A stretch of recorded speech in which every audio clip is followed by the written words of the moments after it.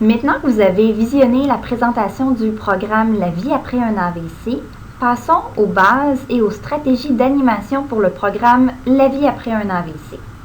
Cette partie du webinaire de formation est très importante. Je vous invite donc à y porter une attention particulière. Quelle est la différence, d'après vous, entre un animateur et un formateur clinique? Donc, vous l'aurez deviné, le mot-clé, c'est la motivation. Un formateur donne des renseignements et des instructions, tandis qu'un animateur motive un groupe à collaborer pour trouver des solutions. L'animateur peut lui aussi fournir des renseignements, mais dans le contexte des expériences et des objectifs du groupe. Donc, l'animateur va savoir écouter et valider sans pourtant porter de jugement. Donc, passer la matière ne sera pas une priorité pour l'animateur. Le rôle de l'animateur consiste à faire en sorte que tous les membres communiquent leurs connaissances et leurs idées. Ainsi, il les aide à apprendre les uns des autres et à réfléchir et agir ensemble. Amener les gens vers la discussion, c'est ça l'objectif de l'animateur. L'animateur ou l'animation, c'est mettre le pouvoir entre les mains des participants. C'est donc abandonner son contrôle comme animateur sur le résultat d'un processus pour en donner la responsabilité au groupe. Enfin, en animation, le plus important est de savoir reconnaître les processus de réunion nécessaires au bon déroulement des choses et de pouvoir les mettre en pratique. L'animateur emploie ses connaissances des processus de groupe pour formuler et fournir une structure favorisant des interactions aussi efficaces que possible. Ainsi, l'animateur travaille essentiellement à mettre en œuvre des processus efficaces, comme par exemple la dynamique de la réunion, pour que les participants, eux, puissent se concentrer sur le contenu.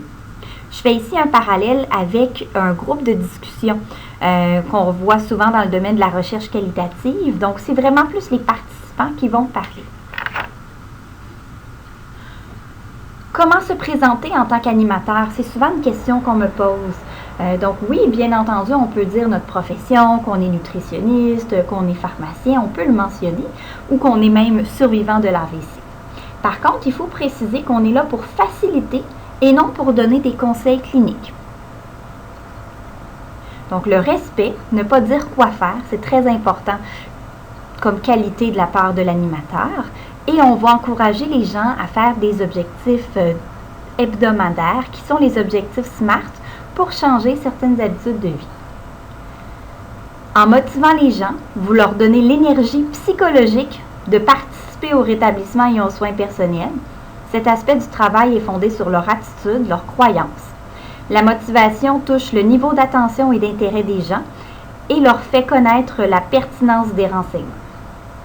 J'ai quelques questions pour vous qui sont en lien avec le programme. Donc, quoi faire si un participant assiste au programme, aime beaucoup le programme et veut le reprendre? Donc, est-ce que c'est possible? Donc, la réponse, en fait, ça va dépendre de votre liste d'attente. Donc, si vous avez de la place, pourquoi pas? Mais si vous avez déjà des gens qui attendent pour le prochain programme, je vous inviterai peut-être à prioriser les gens qui n'ont jamais participé au programme. Et c'est bon aussi de laisser généralement passer une des cohortes pour que la personne puisse adopter certains changements de comportement. Par exemple, si vous avez une session à l'automne et une au printemps, laissez passer celle du printemps et réinviter la personne à l'automne. Autre question, donc quoi faire si on a une absence, donc un participant qui est absent? Demandez-lui de lire la section du manuel et la personne pourra se présenter 10 minutes avant le début du prochain groupe, de la prochaine séance, pour venir vous voir et vous pourrez en parler. On recommande généralement que le programme soit gratuit pour les participants.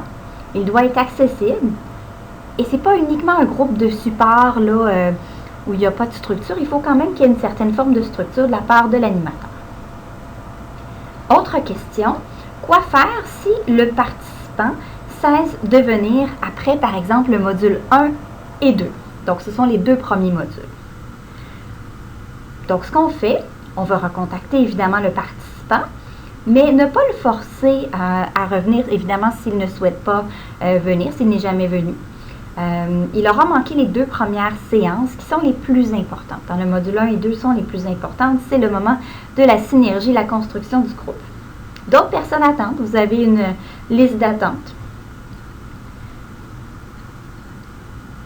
Et on ne peut plus venir, par exemple, si on a manqué les 5 premières sessions. Donc, au complet, là, évidemment, là, c'est préférable d'inviter la personne pour un prochain groupe.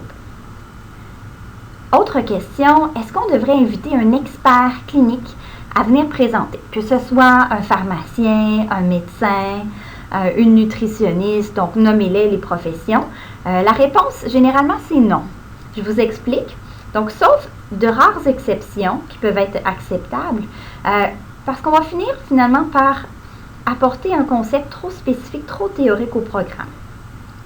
C'est correct d'inviter, par exemple, un pharmacien pour 10 minutes, mais gardez en tête que l'objectif, c'est le support du groupe, la dynamique du groupe et moins l'enseignement clinique. Parce que si on invite un expert, je vous donne l'exemple, moi je suis nutritionniste et souvent on me demande de faire le cours nutrition. Et le danger, c'est qu'on a envie de donner de la théorie quand c'est notre profession, bien entendu, mais on oublie de faire participer le groupe. Donc ça devient finalement un enseignement théorique comme un cours régulier. Donc faire attention. Et aussi d'inviter un nouvel expert à chacune des séances, par exemple, ça brise l'énergie du groupe ou le lien de confiance. Il y a toujours un inconnu qui est parmi nous. Quoi faire si quelqu'un ne parle jamais? C'est par exemple le fameux couple où c'est toujours la conjointe qui parle à la place du participant qui a eu un AVC. Donc, ce qu'on peut faire, on peut aller les voir à la pause, voir si c'est comme ça que les deux veulent fonctionner. Peut-être que c'est un couple qui ont toujours fonctionné comme ça. Vérifiez par contre que pour le participant, c'est vraiment comme ça qu'il veut fonctionner, parce que peut-être que à la séance où sa conjointe ne vient pas, on voit tout d'un coup qu'il parle et qu'il participe beaucoup plus à la discussion. Donc, c'est vraiment à voir. Et dernière question, quoi faire si vous avez une fausse information, une information erronée qui est donnée par quelqu'un? Je vous donne l'exemple du mal de tête et de l'hypertension artérielle. On va y revenir dans une étude de cas dans quelques minutes. Donc, quelqu'un qui pense que le mal de tête est le signe où on doit prendre notre médication pour l'hypertension artérielle. Donc, évidemment, il faut éviter de cibler la personne, la pointer du doigt pour dire qu'elle a tort, mais quand même s'assurer que tout le groupe ne s'en va pas dans cette direction-là. Et à ce moment-là, on amène quelqu'un d'autre à répondre. On dit « José, que pensez-vous de ce commentaire de Pierre? » Et donc, probablement qu'il y aura d'autres participants qui savent un peu plus l'information et on pourra ramener le groupe vers une bonne information sans mettre sur la sellette, si je peux dire, le participant. On parle maintenant des pièges. On veut éviter les pièges, bien entendu, parce qu'ils peuvent empêcher le groupe d'atteindre son objectif. Il y a 2 types de pièges principaux. Il y a les pièges qui viennent de l'interne du groupe et les pièges qui viennent de l'externe. Je vous donne quelques exemples. Un piège qui vient de l'interne, donc ça peut être des participants qui ont des cultures différentes, que ce soit la langue, qui ne parlent pas la même langue, qui ont des valeurs différentes, ou par exemple une tranche d'âge très différente. Il peut y avoir des participants qui sont timides, qui sont au contraire trop volubiles. On va revenir tout à l'heure là-dessus, dans les stratégies d'animation. Il peut y avoir une négativité, une colère, un déni. Vous allez voir, certains participants là, peuvent vraiment entraîner le groupe vers la négative. Donc, ça peut être un piège. Autre chose, une personne qui a une atteinte cognitive. Donc, on a parlé tout à l'heure rapidement de l'aphasie. Donc, c'est important à ce moment-là de prendre la personne à part et de s'assurer qu'elle fonctionne bien dans le groupe ou que si vraiment elle a une atteinte cognitive majeure, de la référer au bon endroit. Autre piège interne, on peut parler des stéréotypes, des préjugés. Je vous donne un exemple, mais il y en aurait des millions. On sait que pendant longtemps, l'industrie des boissons sucrées faisait la promotion des boissons sucrées pour la perte de poids. Donc ça, c'est un petit peu un préjugé ou un stéréotype où on pense que de prendre une boisson sucrée va nous faire perdre du poids alors qu'on sait que c'est plutôt le contraire. Le même principe avec la cigarette où on associait les professionnels de la santé avec le tabagisme alors qu'on sait que c'est pas du tout bon pour la santé. Autre piège interne, une personne qui sait tout et qui fait le professeur, une personne qui parle à notre place. Vous allez voir, c'est quelque chose qui va probablement arriver dans vos groupes. Donc, un truc à ce moment-là, c'est de dire merci Annie, merci beaucoup pour vos commentaires. Maintenant, on aimerait entendre Tina qui n'a pas encore parlé. Et on met sur la main sur l'épaule, donc pour quand même marquer là, que là, on change de personne pour parler. Donc, ça, c'était les pièges internes. Maintenant, on va regarder les pièges externes. Donc, un premier piège qu'on peut avoir, c'est le bruit. Donc, bien entendu, un local qui est très bruyant, ça peut perturber la dynamique de groupe, faire en sorte que les participants sont distraits et ne nous écoutent pas. Autre piège externe, donc un conflit d'horaire. Donc, les gens qui ont un conflit au niveau du transport adapté, par exemple, le transport arrive trop tôt, donc on n'a pas encore terminé la séance et déjà les gens sont nerveux pour aller prendre leur transport. L'accessibilité au local, donc est-ce que c'est faisable de se rendre dans ce local-là pour le programme en chaise roulante, par exemple? Pensez à ça, prenez le temps de le visiter. Est-ce que c'est un labyrinthe dans un hôpital ou dans un milieu communautaire? La distance, le déplacement, on sait qu'au Québec, nos réalités géographiques font en sorte que les gens peuvent avoir de grandes distances à se déplacer dans une même région pour participer au programme. Donc, ils peuvent arriver en retard, ils peuvent tout simplement ne pas venir. Autre piège externe, la température. Au Québec, encore une fois, nos tempêtes de neige l'hiver. Donc, c'est pour ça aussi qu'on va recommander d'avoir le programme davantage durant les mois qui n'ont pas trop de neige. Donc, tôt à l'automne et plus tard au printemps. Autre piège, la température de la pièce. Donc, s'il fait trop chaud, trop froid. L'accès aux salles de bain si elles sont, encore une fois, très loin. Et je vous donne un exemple ici qui nous vient de Mary Solomon, qui est une animatrice de l'Ontario qui anime le programme là, dans plusieurs communautés. Donc, elle donne exemple dans une grande salle où il y avait un très beau solarium, très belle vitrine, et tous les participants regardaient à chaque 10 minutes là, à la fenêtre, plusieurs minutes, et tout d'un coup, là, il y avait une perte complète de l'intérêt envers l'animateur. Et à un moment, elle, comme animatrice, elle s'est dit, je vais leur demander pourquoi vous regardez à la fenêtre à chaque 10 minutes. Et c'était une salle qui était dans un hôpital. Et il y avait un patient de l'hôpital qui allait fumer une cigarette à chaque 10 minutes.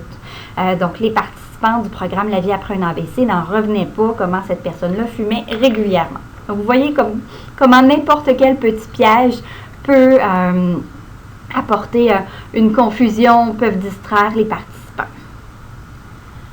Donc, je continue avec les pièges. Donc, ils ne sont pas nécessairement rares, donc les pièges en général, que ce soit externe ou interne. Ils doivent être prévenus et évités à l'aide de stratégies. J'espère que je vous ai convaincu qu'il y en a plusieurs possibles. La vie après un AVC permet de surmonter les obstacles qui nuisent à la motivation. On parlait beaucoup de l'importance comme animateur d'être un bon motivateur. Donc, que ce soit l'information erronée, comme je le mentionnais, les croyances, les attitudes mésadaptées à la santé. On aura un autre exemple que je pourrais vous donner sur le sel et le sodium. Donc, on a déjà vu dans un programme une conjointe d'une personne ayant fait un AVC qui était très contente d'elle-même en disant « Moi, j'ai coupé tout le sel de l'alimentation de mon conjoint et maintenant, il ne mange que du sodium. » Donc, vous voyez qu'évidemment, sel et sodium en nutrition, c'est la même chose, mais certaines personnes avec une attitude mésadaptée peuvent adopter un comportement qui n'est pas propice à la santé ou au changement des habitudes. Il peut y avoir des obstacles physiques. Et ce qui est important, c'est que les obstacles nuisent à la résolution de problèmes, à l'apprentissage et à l'utilisation des renseignements en santé. Les principes du programme. Donc, on a la psychoéducation. Ce sont des principes que je vais vous présenter dans les prochaines diapositives. On a la dynamique de groupe, le développement du sentiment d'efficacité personnelle, le processus de groupe et la sollicitation des témoignages. Vous allez trouver plusieurs informations à cet effet dans votre cartable de l'animateur, mais je vais aborder quand même les grandes lignes dans cette présentation. Lorsqu'on parle de psychoéducation, on dit que c'est un type d'éducation visant, entre autres choses, à entraîner un changement d'attitude et de comportement. La psychoéducation intègre les principes de l'apprentissage des adultes. On parle beaucoup de l'approche motivationnelle.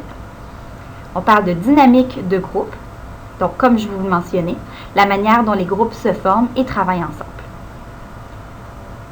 Donc, ce qui va être important pour vous, c'est d'utiliser des témoignages dans le cadre de l'enseignement.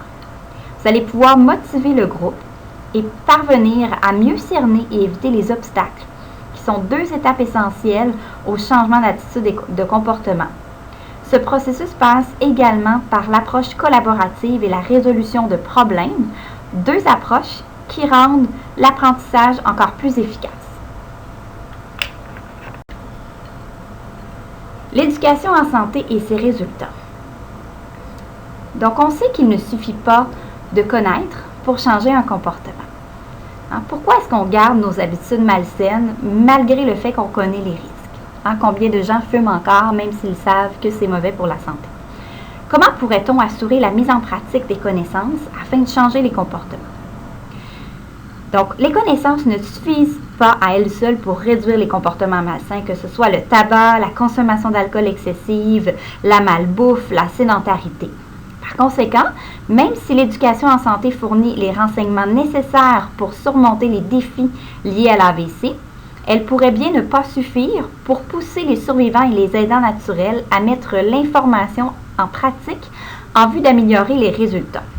Donc ici, j'aimerais vous parler, en fait, je fais une petite aparté pour vous parler du processus de changement des comportements qui est une approche abordée par Steven Aldana qu'il avait présenté lors d'une conférence au Rassemblement pour la santé et le mieux-être en entreprise en 2014. Donc, je vous donne l'exemple avec le tabac, mais ça pourrait s'appliquer avec n'importe quel comportement en santé. Donc, selon Dr. Aldana, donc, si on regarde le changement de comportement, il y aurait plusieurs paliers qui sont nécessaires pour y arriver. Le premier, évidemment, c'est la prise de conscience et l'éducation, comme on vient de le mentionner. Mais ce qu'il dit, c'est que ça correspond seulement à 5% du changement de comportement. Donc, savoir que fumer n'est pas bon pour la santé, ça va jouer pour 5% du changement de comportement. Par contre, être motivé, avoir l'objectif de vivre plus longtemps pour voir grandir ses petits-enfants, ça va jouer pour 30% du changement de comportement. Ensuite, les habiletés et les outils. Est-ce qu'on a une ligne d'écoute? Est-ce qu'on a un groupe de personnes? Est-ce que dans notre réseau social, est-ce qu'on sait comment arrêter de fumer? Donc, ça va jouer pour 25% du changement de comportement. Et en dernier lieu, on parle de politique et d'environnement qui vont jouer pour 40% du changement de comportement. Ici, on fait référence en fait aux lois, aux politiques publiques pour diminuer le tabac dans les lieux publics.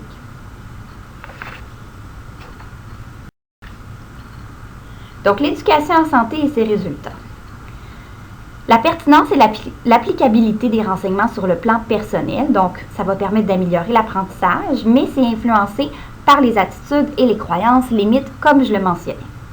Donc, en tant qu'animateur, vous devez devoir comprendre ces attitudes-là et ces croyances liées à la santé, comprendre comment aussi les participants vont filtrer l'information, basée sur leur système de valeurs, s'attaquer aux attitudes et aux croyances qui représentent des obstacles, et au contraire, promouvoir les attitudes qui favorisent l'adaptation comme les facteurs facilitateurs. Employer des stratégies cognitivo-comportementales et promouvoir la mise en pratique, la résolution de problèmes et l'apprentissage. Donc, je vous donne un autre exemple ici avec Guy Thibault, qui est un spécialiste en activité physique. Donc, ce qu'il explique dans ses outils destinés aux professionnels de la santé, mais pour le changement de comportement du patient ou du client. Donc, ce qu'il explique, c'est que la santé, qui est notre système de valeurs ou notre valeur principale pour les professionnels de la santé, ne l'est pas toujours pour le client qui est devant nous. Donc, c'est important de comprendre. Cette personne-là a peut-être la famille, l'amitié, la socialisation, qui sont des valeurs plus importantes que la santé. Et c'est important d'en tenir compte pour aider cette personne-là à faire un changement de comportement. Donc, le programme La vie après un AVC va essayer d'atteindre ces objectifs de psychoéducation-là à l'aide du groupe. La dynamique de groupe maintenant. Donc, lorsqu'on a un groupe devant nous, il y a un processus d'abord de formation, ensuite de confrontation, de normalisation, de production et de reformation. Donc, chaque groupe passe par des stades de développement prévisibles. S'il s'agit d'un nouveau groupe, il va passer par chacun de ces stades, alors que les groupes existants n'en rencontrent que certains aspects lorsqu'il y a des changements qui touchent à la composition, à l'orientation et aux objectifs. selon vous, en tant que futur animateur, comment ces stades s'appliquent-ils aux 8 semaines ou aux 7 semaines du programme La vie après un AVC? Donc, lorsqu'on regarde la formation, le groupe va commencer par s'entendre sur son objectif et s'assure que tout le monde se sent le bienvenu.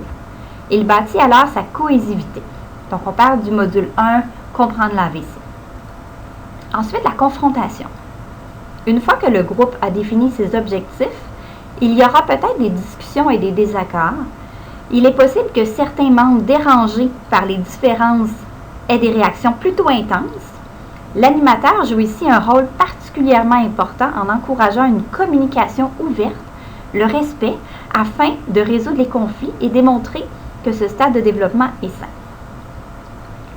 La normalisation, le groupe s'entend sur ses rôles et ses tâches, donc les normes du groupe, la façon de fonctionner, permettant ici à l'animateur d'avoir à moins le diriger. Donc l'animateur va pouvoir se retirer. La production, le groupe peut maintenant résoudre les problèmes et la plupart de ses membres ont une part de responsabilité. Donc les gens s'aident les uns les autres lors des difficultés rencontrées. Et la reformation, après un certain temps, la plupart des groupes finissent par retourner à leur stade initial, soit parce qu'ils ont atteint leur objectif, soit parce que ses membres ou ses leaders ont changé. Donc, la clé pour vous en tant qu'animateur pour le programme La vie après un AVC, c'est de trouver l'équilibre entre le processus de groupe et les besoins personnels des participants. Le développement du sentiment d'efficacité personnelle. Donc, l'efficacité personnelle, qu'est-ce que c'est? Premièrement, c'est de croire en sa capacité de maîtriser de nouvelles compétences. Donc, c'est savoir être capable de se faire un plan et de le mettre à exécution pour atteindre un objectif. On peut prévoir le comportement d'une personne selon si elle se croit ou non capable de faire quelque chose. Ensuite, on dit que l'efficacité personnelle, c'est se sentir capable d'apporter un changement désiré dans son environnement. Donc, l'efficacité personnelle fait référence à l'impression qu'a une personne de sa capacité à apporter un changement désiré à son environnement. En répétant une action, la personne parvient à maîtriser une nouvelle compétence et prend confiance en sa capacité d'interagir efficacement avec l'environnement. Donc, par exemple, quelqu'un qui décide de marcher 30 minutes par jour et qui réussit à le faire pendant plusieurs semaines, voire plusieurs mois, va se sentir compétent. L'efficacité personnelle, c'est aussi être conscient de sa faculté d'être efficace, de maîtriser sa vie. Donc, de maîtriser ses actions, ses résultats. On peut donc dire qu'il s'agit de l'autorégularisation du comportement à l'aide de processus cognitifs, affectifs et motivationnels. Et finalement, l'efficacité personnelle, c'est aussi d'avoir confiance en sa capacité de réussir. Donc, c'est un concept important en éducation et en santé quand l'objectif est d'apprendre de nouveaux comportements. L'efficacité personnelle, c'est l'objectif principal du programme La vie après un AVC. Donc, développer ce sentiment-là pour être capable de changer des comportements. C'est un point clé sur lequel les animateurs devront se concentrer. Et vous, en tant qu'animateur, comment faites-vous pour développer votre propre sentiment d'efficacité personnelle et votre propre confiance en tant qu'animateur? De quoi est-ce que vous avez besoin pour atteindre ce niveau de confiance? Vous allez voir, au début, vous allez vous sentir moins compétent comme animateur et plus ça ira, plus vous vous sentirez compétent. Donc, je le répète, l'efficacité personnelle, c'est un concept qui est central pour le programme La vie après un AVC. On va parler de petits changements graduels. On va parler d'échecs et de réussite. Donc, on a tous droit à l'échec, nos participants aussi. Si une journée, une semaine, on a mis en place un objectif SMART défini et qu'on n'a pas réussi la semaine suivante, bien, on réessaye à nouveau puis on identifie pourquoi on n'a pas réussi. On persiste, on fait beaucoup d'encouragement en tant qu'animateur. Et il est même possible de se fixer une récompense personnelle. Donc, il y a des participants qui vont vouloir, par exemple, dire si je réussis à faire mon 30 minutes de marche tous les jours pendant 6 semaines, après, je vais faire un petit voyage à Boston, par exemple, pour aller marcher là-bas. La vie après un AVC favorise le développement de ce sentiment-là d'efficacité personnelle pour que les participants arrivent à croire qu'ils sont en mesure de changer leur comportement pour rétablir et améliorer leur santé. Donc, je vous le répète, on ne peut pas simplement dire à quelqu'un d'adopter un changement de comportement, point final. Il faut beaucoup plus que ça. Il faut la motivation, il faut les outils. Si c'était si facile que ça, tout le monde serait en bonne santé, personne n'aurait de surplus de poids. Et je vous invite aussi, vous, en tant qu'animateur, à faire un changement de comportement ou un objectif SMART en même temps que les participants, parce qu'on a tous des choses à améliorer dans notre vie.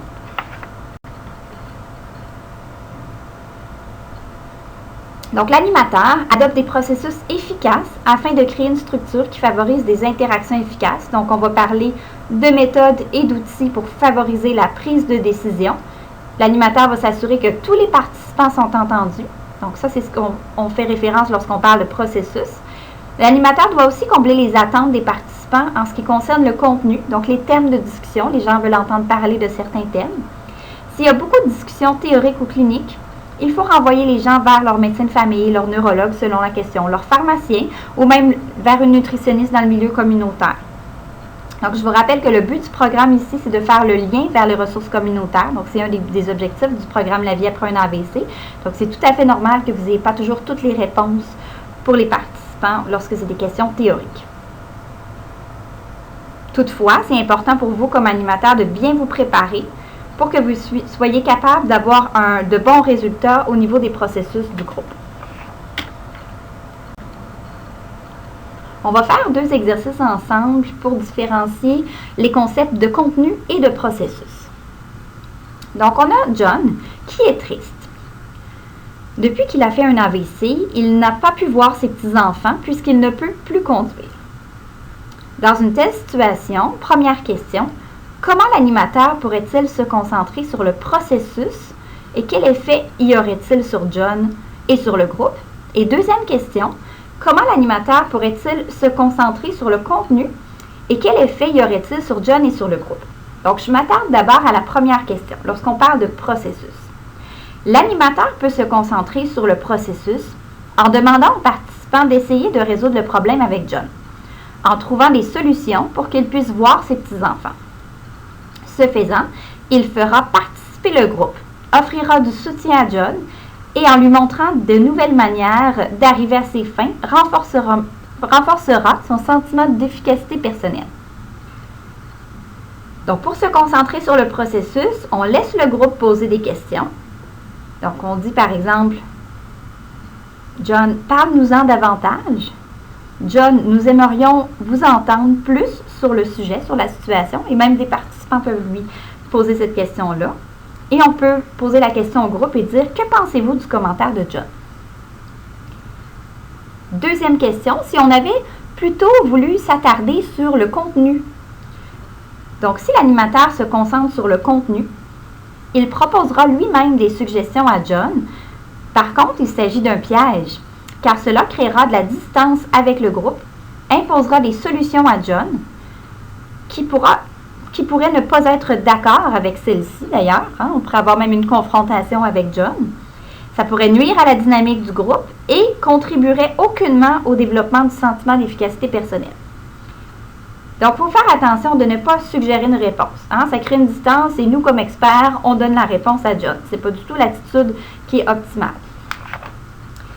Et en s'attardant davantage au processus plutôt qu'au contenu, ce qui va être intéressant, c'est qu'on va comprendre davantage les attitudes, les croyances, davantage la situation de John. Autre exemple. On a un témoignage d'Andrew. Donc, on est en train de faire le tour de table, première séance du premier module, comprendre l'AVC. Et Andrew dit qu'il fait de l'hypertension artérielle, donc 145 sur 105, mais il n'aime pas prendre ses médicaments, ce qu'il ne fait donc que de temps à autre. Ce qu'il précise, c'est qu'il prend ses médicaments seulement lorsqu'il a mal à la tête. Par contre, il veut arriver à atténuer ses risques de récidive d'un AVC. Il ne souhaite pas refaire un AVC. Il affirme avoir cessé de fumer, conserver un poids santé et marcher une demi-heure tous les jours. Donc, comme question que je vous pose, comment un animateur peut-il utiliser le témoignage d'Andrew dans le cadre de son enseignement? Donc, première chose, souligner à quel point, donc pour vous, là, ça va être important ici de mieux comprendre l'histoire d'Andrew. Premièrement, donc, posez des questions à Andrew. Et là, quand on lui pose des questions, on voit qu'il sait que l'hypertension artérielle est un facteur de risque de la crise cardiaque et de l'AVC. Par contre, on sait qu'Andrew ne prend pas ses médicaments ou les prend que de temps à autre, parce qu'il pense pouvoir savoir quand sa pression artérielle est élevée, donc quand il a mal à la tête. Donc ici, on est en présence d'une attitude, d'une croyance qui est erronée. Si Andrew apprend que l'hypertension artérielle peut entraîner un AVC ou une crise cardiaque sans déclencher d'autres symptômes, il sera peut-être plus motivé à prendre ses médicaments. Ce n'est qu'en explorant les attitudes et les croyances des gens que l'on peut découvrir les véritables obstacles.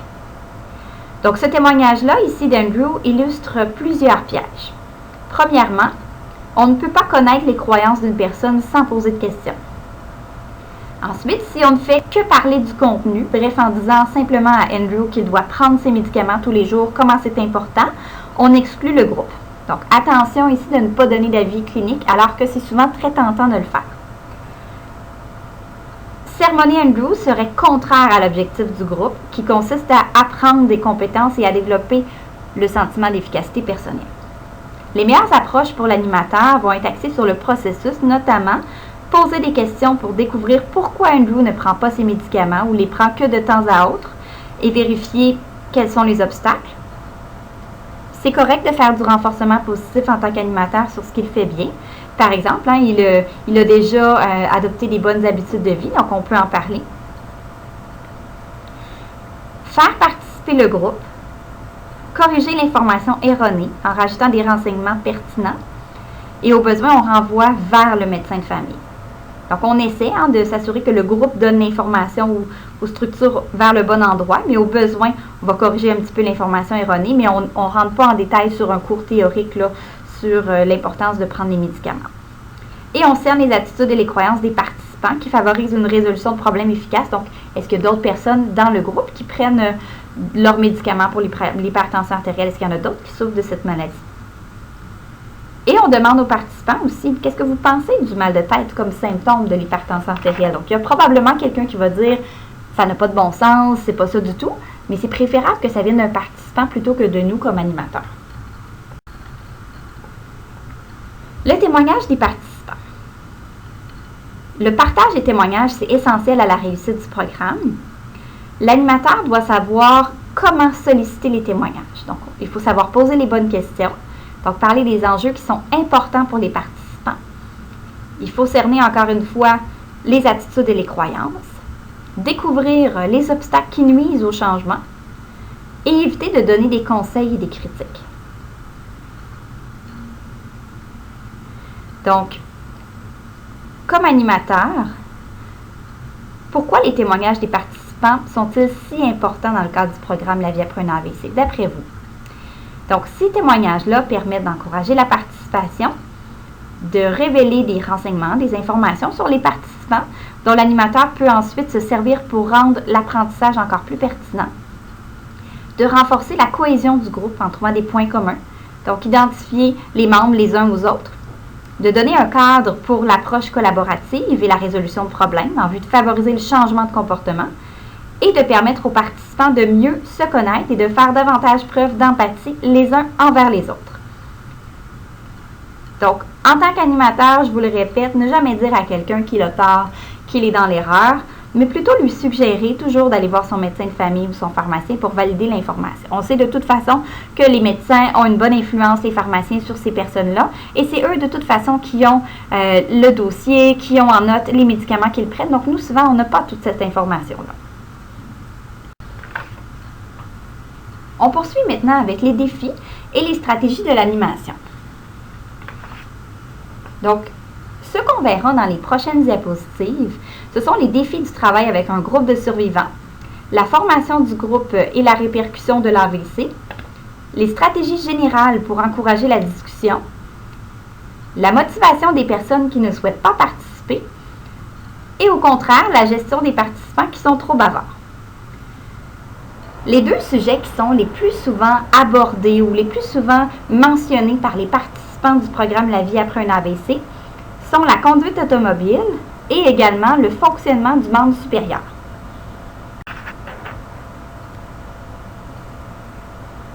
Favoriser la formation du groupe. Donc, comme animateur, on veut arriver à créer un groupe qui est efficace malgré la diversité des participants. On veut composer avec les répercussions de l'AVC.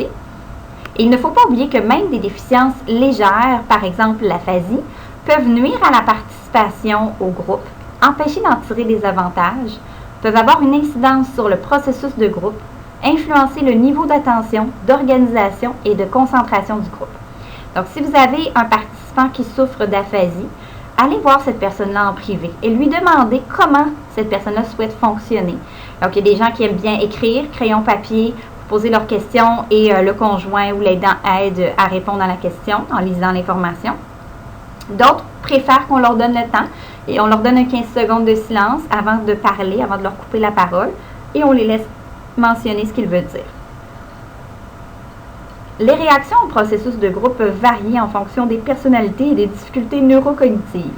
Certains pourraient donc parler en même temps les uns et les autres, rester silencieux, d'autres vouloir rester au centre de l'attention et d'autres exprimer fréquemment des opinions susceptibles de nuire aux soins personnels, au rétablissement ou à la sécurité. Je vous mentionnais tout à l'heure quelqu'un qui est dans le déni ou qui est négatif.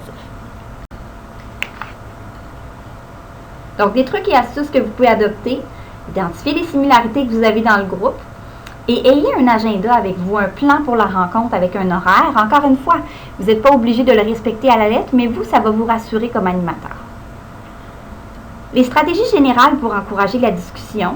Premièrement, c'est de poser des questions ouvertes. Donc, des exemples de questions ouvertes sont, par exemple, quel genre de symptômes avez-vous ressenti au cours des quelques premiers jours qui ont suivi votre AVC? Autre question ouverte, quel changement dans votre alimentation avez-vous apporté depuis l'AVC?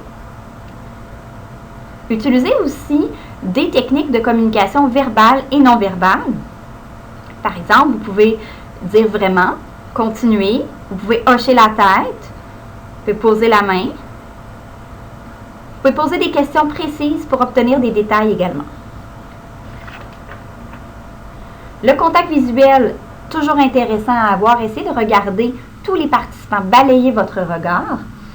Encouragez à donner leur impression, leurs commentaires. Toujours aller voir quelqu'un en privé quand il y a quelque chose qui arrive, qui semble moins efficace pour le groupe. Faites des résumés. Résumez le commentaire de quelqu'un pour ramener au sujet général de la journée.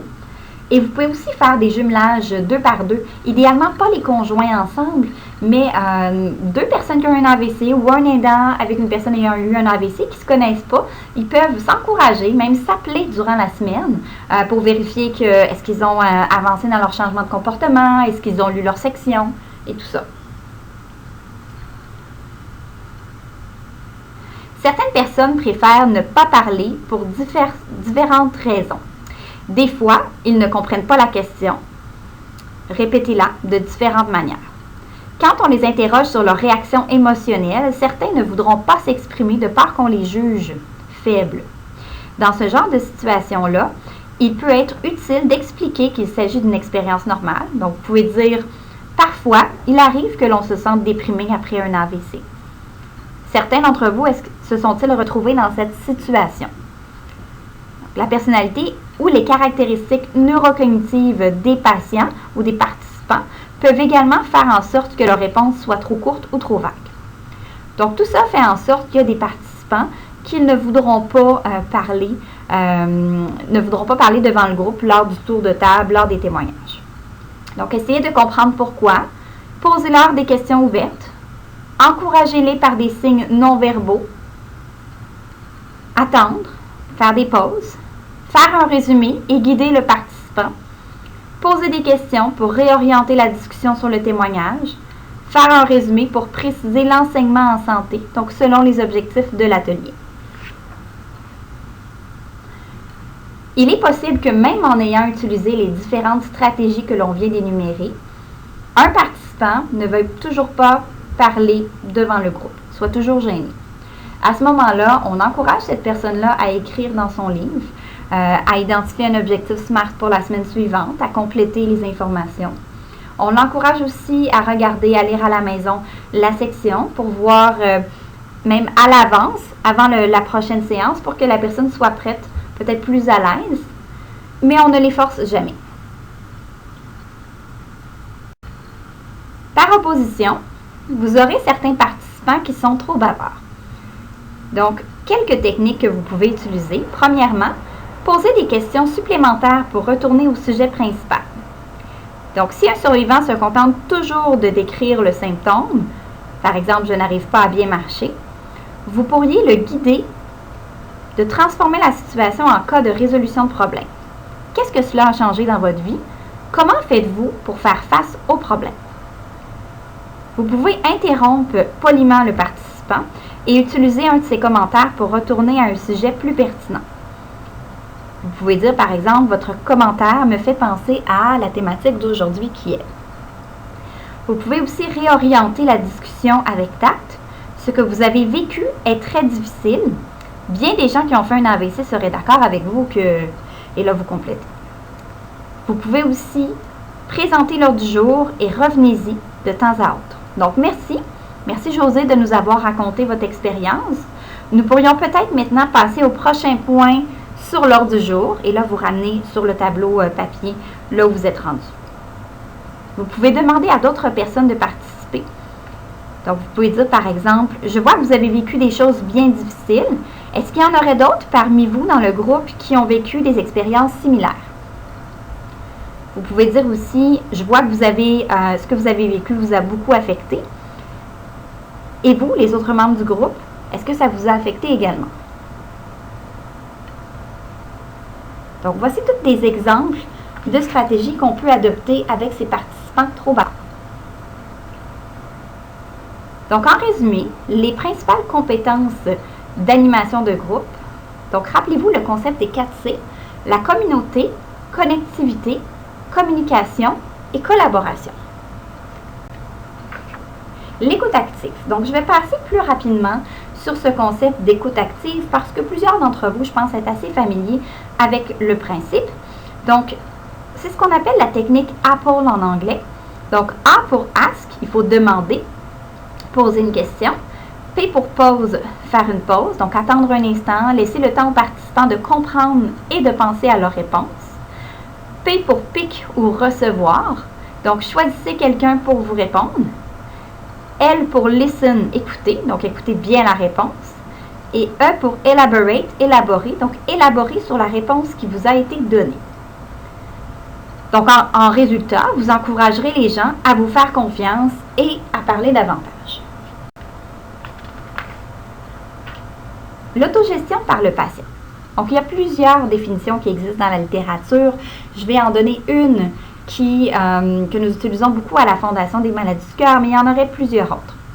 Donc, l'autogestion par le patient, ce sont les tâches qu'une personne doit faire pour bien vivre malgré une ou plusieurs maladies chroniques. Elle donne à une personne les compétences nécessaires pour s'adapter à la maladie.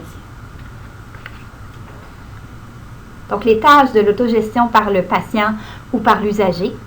Donc, prendre confiance dans la gestion des rendez-vous médicaux et des médicaments, par exemple notre glycémie, notre pression artérielle. La gestion des rôles sociaux, des rôles familiaux. La gestion des émotions. Et on a de plus en plus le principe d'usager ou de patient partenaire dans la littérature qui est employé. Les objectifs du soutien par l'autogestion, c'est de développer les compétences et la confiance de la personne pour la prise en charge de sa santé, la prise de décision pour les soins et l'adoption de comportements sains.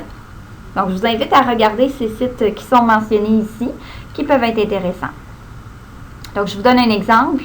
Si la personne, suite à son AVC, a dû changer de travail ou même quitter son travail, il y a plusieurs personnes qui sont déclarées invalides, ça peut perturber notre confiance en soi, notre estime de soi, et on doit retrouver une façon de gérer certains aspects de notre vie.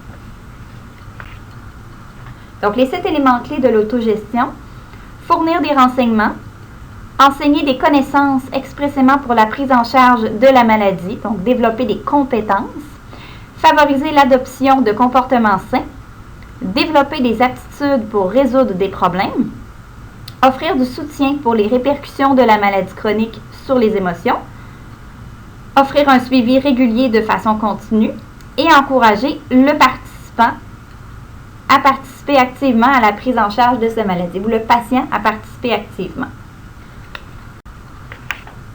Il y a plusieurs modèles qui existent pour le changement de comportement. Je ne vais pas y aller du tout en détail dans cette présentation-là, mais sachez qu'il y a le modèle transthéorique du changement de comportement, il y a aussi le modèle de Bandura pour la théorie de l'efficacité personnelle ou self-efficacy en anglais.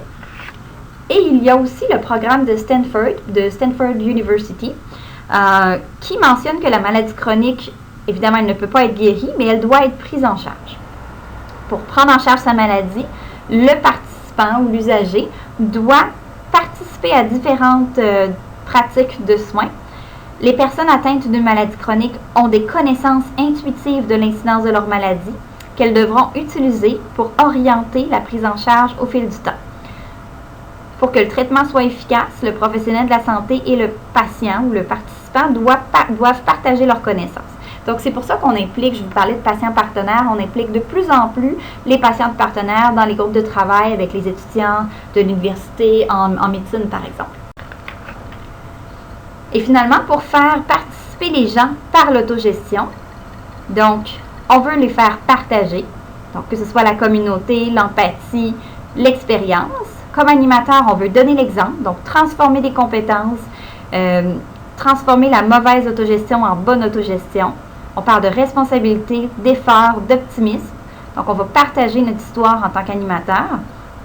Et on veut confirmer, donc comme animateur, faire du renforcement positif, réaffirmer, apporter certains aspects positifs et passer du négatif au positif. Donc, comme animateur, un des prérequis, c'est d'être quelqu'un de très positif à la base. Je vous invite maintenant, on aurait terminé cette section-ci, je vous invite à aller répondre aux questions sur cette présentation-ci. Et vous pouvez maintenant passer au prochain module, qui sera le module 1, comprendre l'AVC.